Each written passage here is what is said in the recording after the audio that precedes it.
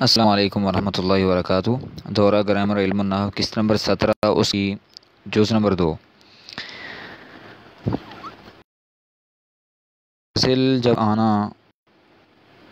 متصل آنا جب ممکن نہ ہو تو اس وقت ضمیر کو منفصل لایا جاتا ہے۔ یہ 10 جگہوں پہ آتی ہے۔ پہلی جگہ جب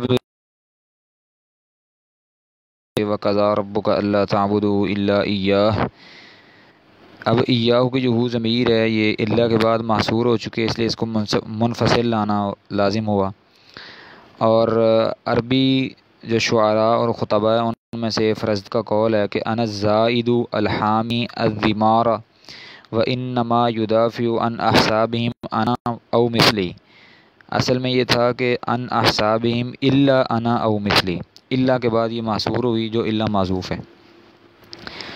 اور اسی طرح عمر بن ماضی کربہ زبیدی کا قول ہے، کہتے ہیں کہ قد علمت سلمى وجاراتها ما قطر الفارس الا انا۔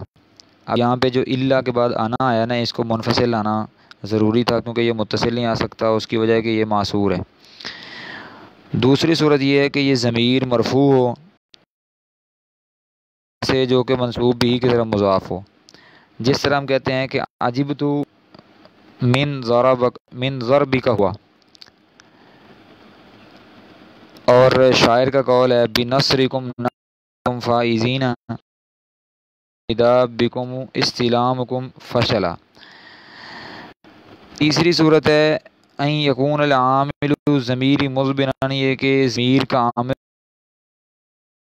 کے سموال کا قول ہے وَإِنْ هُوَ لَمْ يَحْمِلْ عَلَى النَّفْسِ